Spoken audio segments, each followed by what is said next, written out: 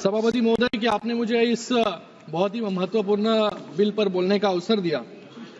मैं मेरे पार्टी शिवसेना और हमारे नेता एकनाथ शिंदे जी की तरफ से इस बिल का पूरी तरीके से समर्थन करता हूं और आज एक ऐतिहासिक दिन है। अरे बैठिए बैठिए, अरे हो गया अरविंद सावंत जी बैठिए।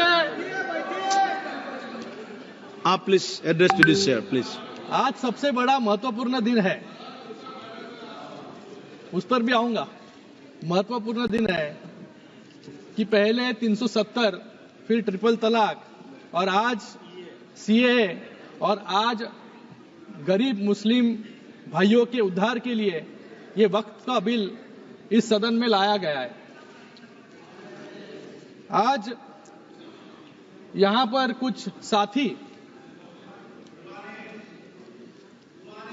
अरे पुराने नहीं अभी भी हो सकते हो,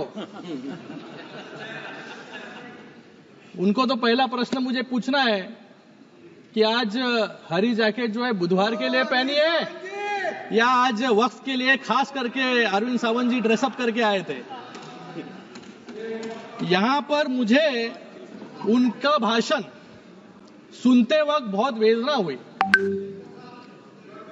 बहुत ही शॉकिंग था कि अरे वक्त पे ही बोल रहा हूं बाबा, इधर देखिए, इधर इधर सामने। मुझे इनसे आपसे बात कर रहा हूं सर, हमसे सामने देखिए। इनसे मुझे यूबीटी वालों से प्रश्न पूछना है।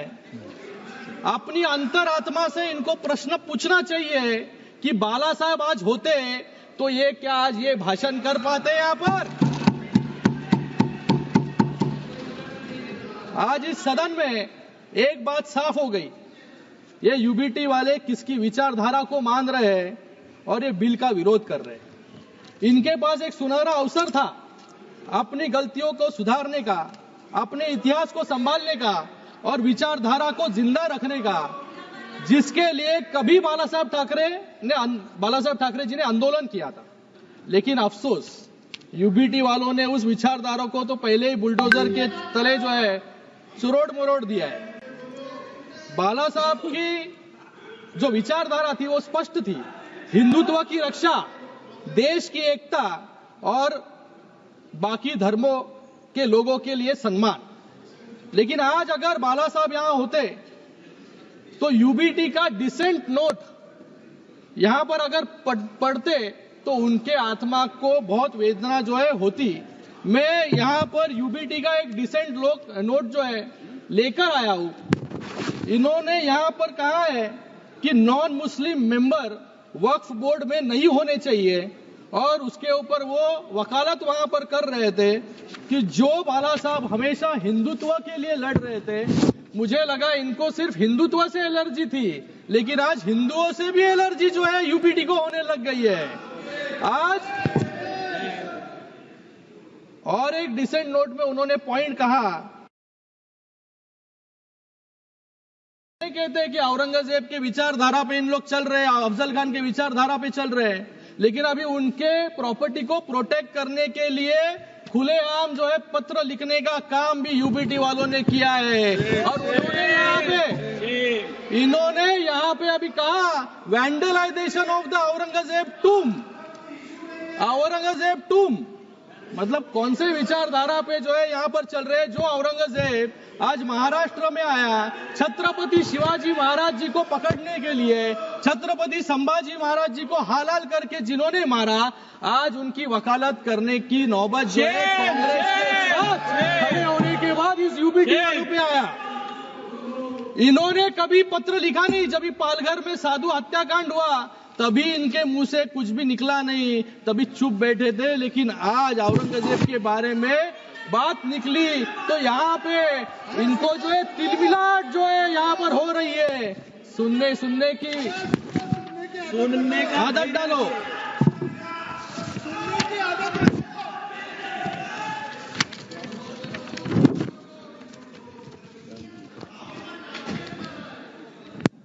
मैं यहाँ पर इन्होंने और कहा है, यहाँ पर 370 कलम हटाने के बाद कश्मीर में क्या हुआ।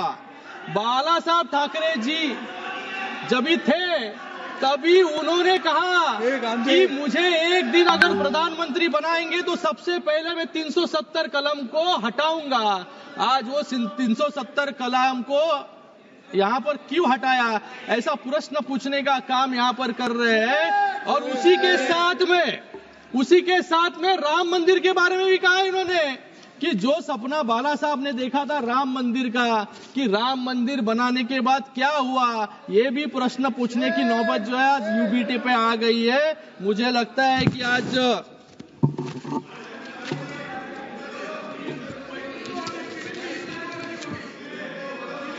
यहाँ पर ये बिल जो है, ये बिल का नाम बदलकर unified Waqf management empowerment efficiency and development यानी उम्मीद रखा गया है। ये उम्मीद सिर्फ एक शब्द नहीं, यह इस कानून का सार है, इस कानून का आधार है, क्योंकि यह उम्मीद देता है उन सभी गरीब मुस्लिम समुदाय के लोगों को जिनका अधिकार वक्फ के आड़ में छीन लिया गया और उसको भ्रष्टाचार और लूट का साधन बना दिया गया। मैं विपक्ष के मित्रों का दर्द समझ सकता हूं, क्योंकि जब भी देश को उनसे उम्मीद दिखी तब उन्होंने देश को और मुस्लिम समुदाय को निराशा देने का काम किया। जिस समुदाय ने आंख बंद करके इनको वोट दिया, लेकिन उनको सिर्फ वोट बैंक बनाकर छोड़ देने का काम जो है इस कांग्रेस वालों ने, विपक्ष वालों ने किया। ये यहाँ पर हमेशा सब एक लोकसभा के वक्त भी लोगों में भ्रम फैलाने का काम इन्होंने किया, संविधान खतरे में है, संविधान खतरे में है।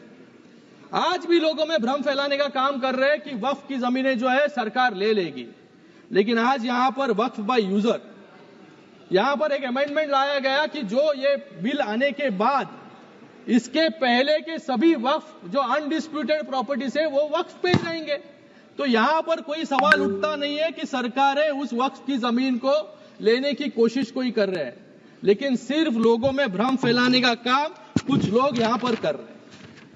मैं इन लोगों को याद दिलाना चाहूंगा, जब शाहबानो ने इस कांग्रेस से न्याय मांगने की उम्मीद की, कोर्ट ने शाहबानो को न्याय देने का काम किया, लेकिन इस सदन में ही इस कांग्रेस ने उनसे न्याय जो शाहबानो जी मांग रहे थे वो छीनने का काम इन्होंने ही किया। जब जम्मू कश्मीर की जनता ने आर्टिकल 370 हटाने की मांग की, तभी सिर्फ मुखदर्शक बनते ये कांग्रेस वाले रह गए, आतंकवाद को बढ़ते हुए देखते। जब 2006 में मुस्लिम समुदाय के उत्थान के लिए जब सच्चर कमेटी रिपोर्ट लाई गई, 8 साल तक उस कमेटी के रिपोर्ट को इंप्लीमेंट इन्होंने नहीं किया। जब मुस्लिम महिलाओं ने ट्रिपल तलाक से हो रही उत्पीड़न को रोकने के लिए इनसे गुहार लगाई, तब भी ये वोट गिनती में रह गए। और आज नरेंद्र मोदी जी के एनडीए सरकार में 370 भी हटाया, महिलाओं के आंसू पोंछने का भी काम किया। और आज ये बहुत ही ऐतिहासिक पूर्ण बिल लाकर आज मुस्लिम समाज के लोगों को भी, सर अभी तो शुरू किया है मैंने, I am the only speaker, Muslim समाज के लोगों को न्याय देने का काम भी यहां पर किया है। यह अपीसमेंट नहीं बल्कि अपलिफ्टमेंट की दिशा में उठाया गया एक बड़ा कदम है। ये वोट के लिए नहीं, वतन के लिए काम होता है। ये विधेयक किसी के साथ धोखा नहीं, बल्कि वर्ग के साथ न्याय का माध्यम है। ये विधेयक मजहब की दीवार नहीं, विकास का द्वार बनाता है। और शायद इसलिए विपक्ष के साथी इतना जोर लगा रहे हैं कि इसको रोकने के लिए। मुझे इन वक्फ की जमीनें जो लाखों एकड़ में है, 27 मुझे लगता है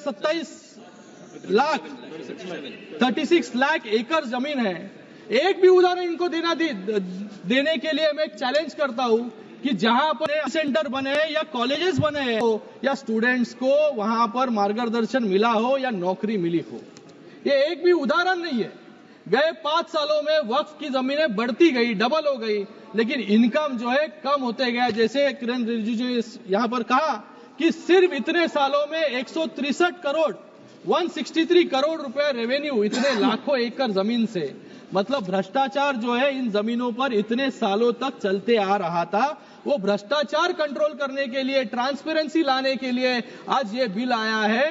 तो इनके पेट में जो है दर्द यहां पर हो रहा है। हसताय काय तुमच्यावरती लोक हसणार आता।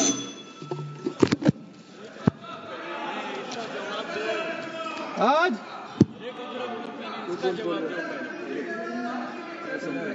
मैं यहाँ पर कुछ उदाहरण देना चाहूंगा। यहाँ पर इंडिया अलायंस के सभी साथी इसका विरोध कर रहे हैं, लेकिन आज इंडिया अलायंस का एक भी मुख्यमंत्री नहीं होगा जिन्होंने अपने कार्यकाल में वक्फ बोर्ड के भ्रष्टाचार पर इंक्वायरी नहीं की हो। हमेशा ये अनकॉन्स्टिट्यूशनल वाक्य जो है यहां पर बोलते रहते हैं। मैं कुछ उदाहरण यहां पर देना चाहूंगा। 2011 में ये तृणमूल कांग्रेस की सरकार बंगाल में थी और कांग्रेस केंद्र सरकार में थी और ममता बनर्जी ने बंगाल में 1000 करोड़ के वक्फ घोटाले की सीबीआई जांच की मांग की थी। दिल्ली में 2019 में कांग्रेस ने आम आदमी पार्टी के खिलाफ मेमोरेंडम दिया था कि दिल्ली वक्फ बोर्ड में भ्रष्टाचार हो रहा है, जिसके अध्यक्ष आम आदमी पार्टी के विधायक अमानतुल्लाह खान जो जेल भेजे गए। उत्तर प्रदेश में भी समाजवादी पार्टी के शासन के दौरान अखिलेश यादव जी की सरकार में मंत्री रहे आजम खान ने वक्फ का मंत्री होते हुए, सही है ना भाई, सही है, बाहर आपसे तो बात किया मैंने, आपको पता है, वक्फ के मंत्री होते हुए खुल्लम खुल्ला लूट मचाई। सत्ता के संरक्षण में जबरन जमीनों को वक्फ संपत्ति घोषित करके अपनी निजी जागीर बनाने की कोशिश की। 50 से ज्यादा मामले उन पर दर्ज है और आज जेल में वो सलाखों के पीछे है। आप समाप्त कीजिए। कांग्रेस ने भी उनका विरोध किया था। ऐसा ही एक और उदाहरण सामने आया है दिल्ली में, जब कांग्रेस सरकार ने रातों रात 123 कीमती और प्राइम लोकेशन पर स्थित संपत्तियों को दिल्ली वक्फ बोर्ड को सौंप दिया इलेक्शन के पहले। और तेलंगाना में भी ऐसा ही उदाहरण है कि जहां पर तेलंगाना के चीफ मिनिस्टर ने यहां पर कहा सबसे पहला मैंने विरोध किया, लेकिन आज इसी तेलंगाना में सबसे ज्यादा लिटिगेशन है। 77,000 करोड़ से ज्यादा जमीन, 77,000 एकड़ से ज्यादा जमीन वक्फ के पास है, लेकिन सिर्फ 22,000 एकड़ जमीन विवाद मुक्त है। बाकी 55,000 जमीन जो है विवाद उसके ऊपर है, क्योंकि उन जमीनों पर गवर्नमेंट सरकारी संपत्तियां हैं और गवर्नमेंट के वास्तु जो है वहां पर बने हैं। केरल में भी ऐसे ही उदाहरण है। तो मुझे लगता है कि ये जो विपक्ष इसका घड़ी घड़ी विरोध कर रही है, ये विरोध जो है, ये विरोध लोगों का, मैं भाषण सुन रहा था सर कि ये लोग रिफॉर्म ला रहे हैं, बिल से समस्या बढ़ेगी। मैं कहता हूं यहां पर बिल से जरूर समस्या बढ़ेगी, लेकिन किसकी बढ़ेगी? जिन्होंने यहां पर लूट मचाया और भ्रष्टाचार किया, उनके लिए जो है यहां पर बिल से दिक्कतें जो है बढ़ने वाली है। यहां पर इन्होंने कुछ कहा कि अंग्रेजों के लिए मर्सी पिटीशन लिखा था। मैं यहां पर यूबीटी वालों से पूछना चाहूंगा कि बाजू में बैठ के जिन्होंने सावरकर जी को गाली देने का काम किया, उनके ऊपर प्रश्न पूछने का हिम्मत इन पे नहीं है। लेकिन ये भूल गए अफजल गुरु के लिए किसने पिटीशन दायर की थी, किसने जो है अफजल गुरु को। समाप्त कीजिए आप, प्लीज कंक्लूड। मैं यहाँ पर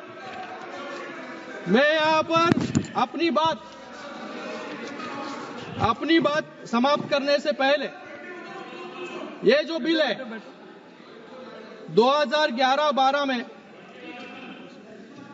25% मुसलमान गरीब रेखा से नीचे थे। ये आंकड़ा सिर्फ एक संख्या नहीं बल्कि एक कड़वा सच है, जो दशकों से चली आ रही उपेक्षा और तुष्टीकरण की नीतियों का परिणाम है। वक्फ संशोधन विधेयक 2025 इस दिशा में एक क्रांतिकारी कदम है। यह बिल न तो किसी समुदाय के खिलाफ है, न ही किसी के धार्मिक भावनाओं को ठेस पहुंचाने के लिए। यह बिल पारदर्शिता लाने का वादा करता है। ये वक्फ संपत्तियों को अवैध कब्जों से मुक्त करने का संकल्प लेके आता है। धन्यवाद माननीय महोदय, धन्यवाद। सबसे बढ़कर एक लाइन में सबसे बढ़कर ये उन मुसलमानों को सशक्त बनाने का रास्ता खोलता है जिन्हें सालों तक कमजोर रखा गया। वक्फ की संपत्तियों जो मुस्लिम समुदाय के कल्याण के लिए थी, लंबे समय से भ्रष्टाचार, कुप्रबंध और अतिक्रमण की भेंट चढ़ती रही।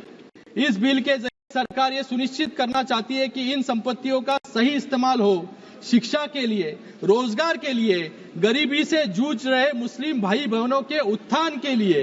ये बिल मुसलमानों को मजबूत करने का औजार है, न कि उनका हक छीनने का कोई यहाँ पर धन्यवाद हमारा विचार है। मैं एक समाप्त करूंगा। देश की उन्नति के लिए नए वक्त के साथ चलना होगा। देश के उन्नति के लिए नए वक्त के साथ चलना होगा और मुसलमान भाइयों और बहनों की तरक्की के लिए नए वक़्फ़ के साथ आगे बढ़ना होगा। धन्यवाद। धन्यवाद। श्री इमरान मसूद जी।